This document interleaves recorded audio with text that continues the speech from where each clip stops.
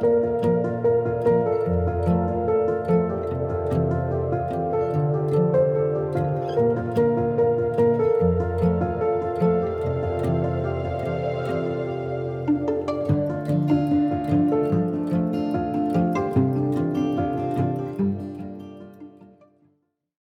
as we think about where will Sabah be in 50 years? So if you think 50 years, 5 decades, like why 50 years? It could be 10, could be 25. That's the question that Forever Sabah asked when we were thinking about Forever Sabah but didn't know it yet. It had not been born. We just knew from the work with the original NGO called LEAP, Land Empowerment Animals People.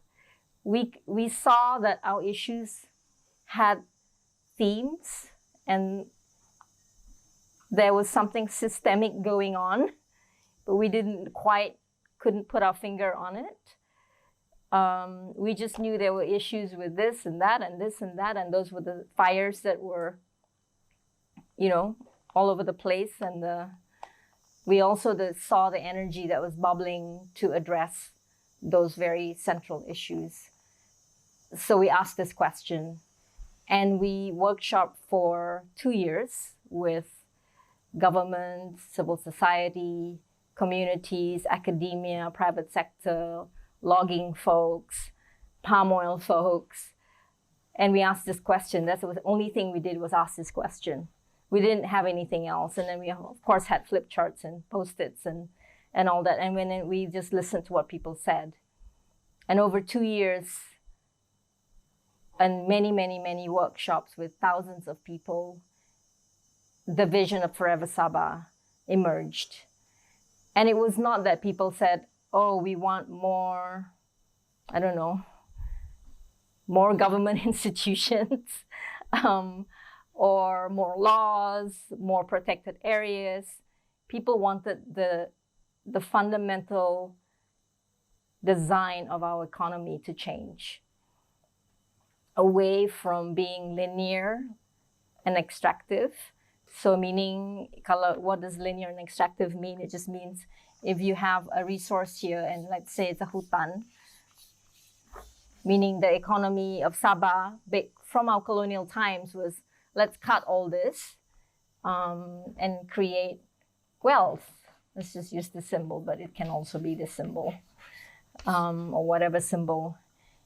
And that's, in a very simple way, is a linear and extractive. And what we heard was that people said this needs to change. Even logging people said it had to change. Because when they thought about 50 years, they thought about their grandchildren.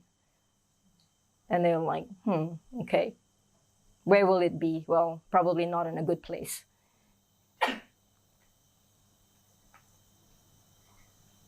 So whether we looked at it from the perspective of, was it forest or water or fisheries or rice, education, health, nobody saw a good picture in 50 years.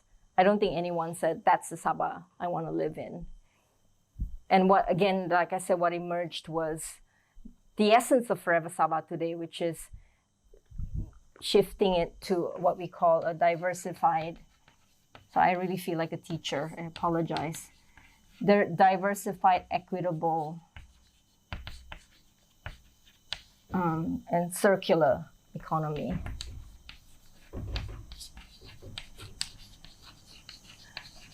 And that meant if you have that forest,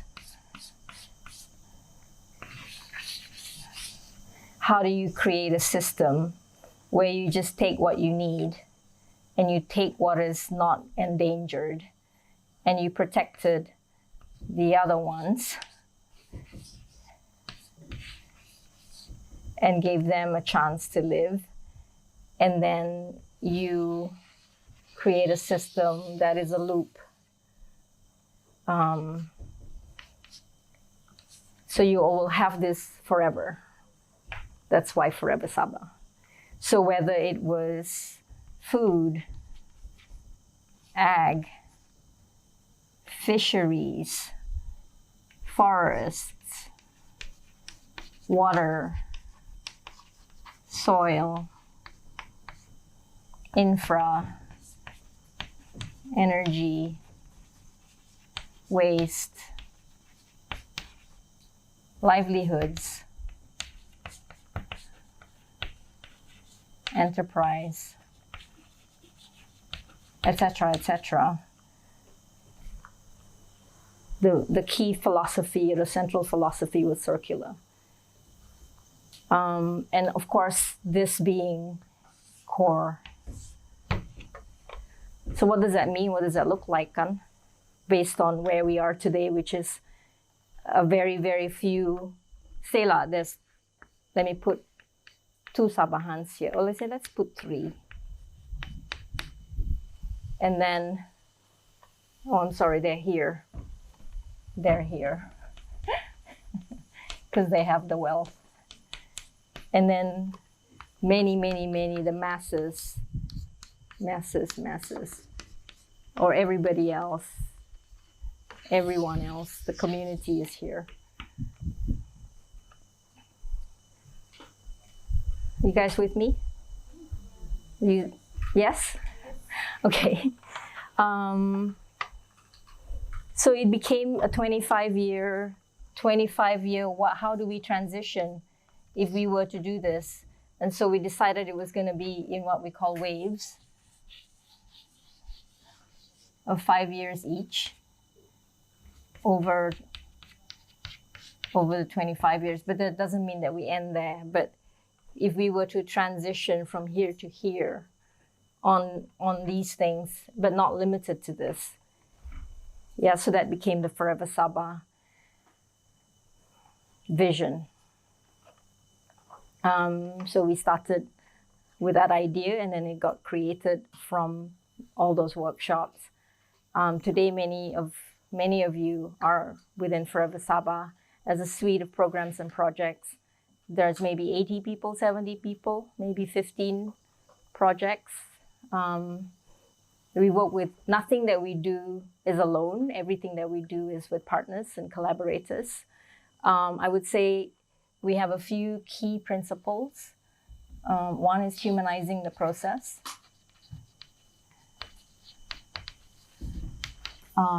So we use facilitation as a methodology. So it's always, instead of arriving in a place and there's a head table and everybody else is sitting like students, we would change that around. We would put it in a circle. Instead of having panels, we would also put things in a circle. So it's just changing our formats so that the process is humanized as much as possible. That's one example. And then it's something we call the indigenous imperative. This does not take away from indigenous peoples, but it's saying, if you talk about forever, what does it look like? If you say you're doing a project for 3 years, it looks like something. But if you say you're doing it forever, it transforms. So if you're going into a community and you said, okay, 3 tahun saja ni project, and then after that, bye-bye. We have funds for that, so we're going to do that, but then we're leaving. Then you will do things in a particular way. But if you go there and you're saying, I'm going to a new part of Sabah, I'm meeting people I've never met before, they may become friends, they may become family, I really want to know them, I really want to know what their lives are like. I want to map with them, etc. We call it an indigenous imperative, meaning belonging to a place. So I say here, I belong to this land. This land doesn't belong to me. Belonging to place instead of a place belongs to us. And then the third one is a facilitative approach. So nothing that Forever Sabah does is by itself, or that it's control and command and control. So we say it's this, we're going to go there, we're going to do this. Everything has emerged through the 2-year process where people say there's that issue. And all these issues is what came up in the 2 years. That people say these are the things they were worried about or were concerned about. And those are the things that became our focal areas and then emerged as programs or projects. Just because these are our focal areas, it doesn't mean that's it, because some people have said, why is there no culture there? So like culture and arts need to be there. And we are not saying it shouldn't, but it needs to be like it's not my decision or the board member's decision. It's a collective's decision. Because when we say culture and arts are part of a focal area, which they are, but not in and of themselves. You see what I mean? We don't have any program or project that's like culture or arts. Everything that we do here, ada culture, like Project Padi, right? Under ag, ada juga culture, kan? Human elephant harmony, ada juga culture, macam budaya di samping, tapi dia bukan fokus dia kepada culture atau arts. So that's something we're discussing. Also, people say the built environment, architecture, why is that not there? Okay, we're discussing all of that. Okay, that's Forever Sabah. This is what was co-created by many, still is a living landscape, it's a living seascape. We have most of the 80 or so people working with Forever Sabah are under 35. There are only few of us, very few of us who are above 50. And that's how we want it. We create these mountaintops under something called Forever Sabah Institute, or FSI, really to take everything that we do and turn it into a place of learning, place of sharing, place of creating new knowledge together, and then just open spaces, share, learn. That's what FSI does. And also another important thing it does, why am I holding this? Is work with complexity, and that's the last thing I want to share with you before we go to the next part, which is about complexity. This is knowledge atau apa, pengetahuan. Ini formal, ini experiential. So let's say ini adalah orang yang buat masters, PhD. This one is, let's say, paddy farmers who know that kamu perlu tanam bila. Kamu perlu tanam sama-sama, sebab kalau tidak tanam sama-sama, the pests are going to come and they're going to attack all your paddy and you won't have a harvest. That's experiential. Sangat banyak knowledge in Sabah comes from this realm. Yeah?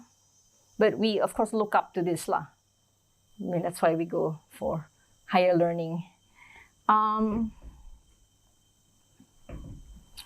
What's up here also is master plans. For example, so think about, I don't know, Sabah master plan on Sabah structural plan, Sabah agricultural blueprint, Sabah tourism plan. Ya, semua yang kena buat oleh orang yang berpengetahuan dan dia secara dalam satu buku begini tebal. Usually tiada yang baca. Okay, so we have a lot of that comes from this formal dimension.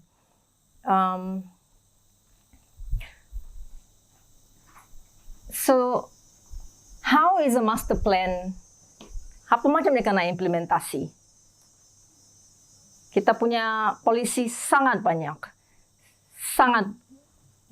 master plan yang semua on the shelf tapi tidak kena guna. Actually, there's some really good master plans.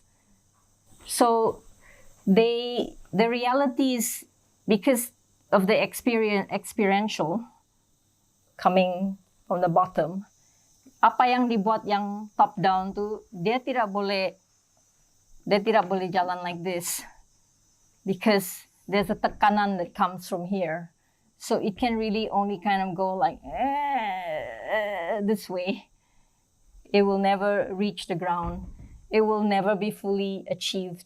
It'll reach here somewhere to some kind of, I don't know, what do we call it?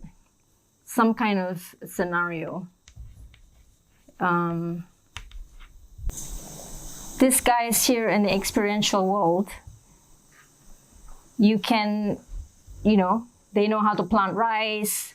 They know how to do many, many things. Yang say artisanal fisheries, kan? Perikanan yang secara kecil-kecilan. We do all these things. So we will always have some kind of local experience.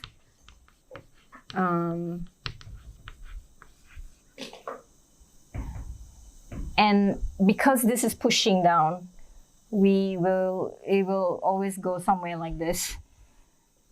Yes? This is pushing down, this is pushing up. This guys can only get here. This guys will get here somewhere. But it isn't the system. The system doesn't all have this kind of experiential reality. These guys are also in a different reality, right? There's this sea here. There's this sea here that doesn't get crossed. That's the word I was missing. And we call this the micro. So ini dia secara besar-besaran lah konon dia punya policy blah blah blah, master plan blah blah blah. And this is the micro local experience. So think about Kampung Tinuhan, your kampung somewhere in the Kinabatangan or somewhere in Penampang, you have your local experience. This is the complexity in the middle.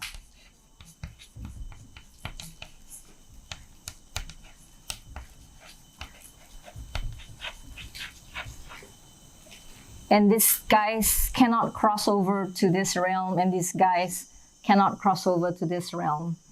This is where we are.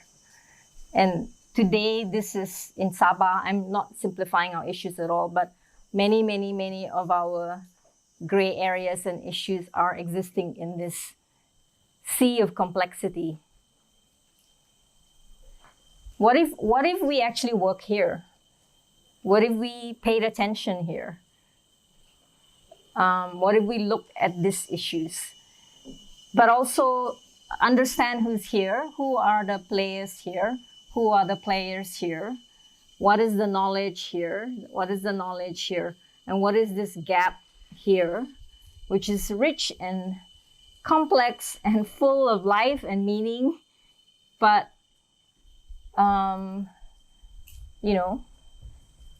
is inaccessible.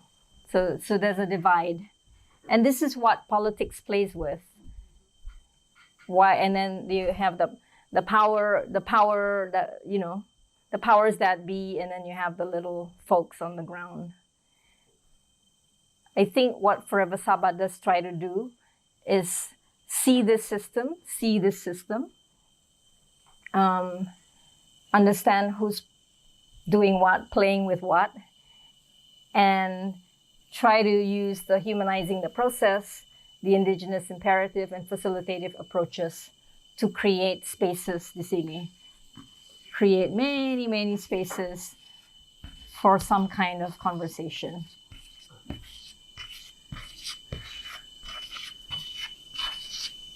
Lots of conversations. And the founding of Forever Sabah was also in this space.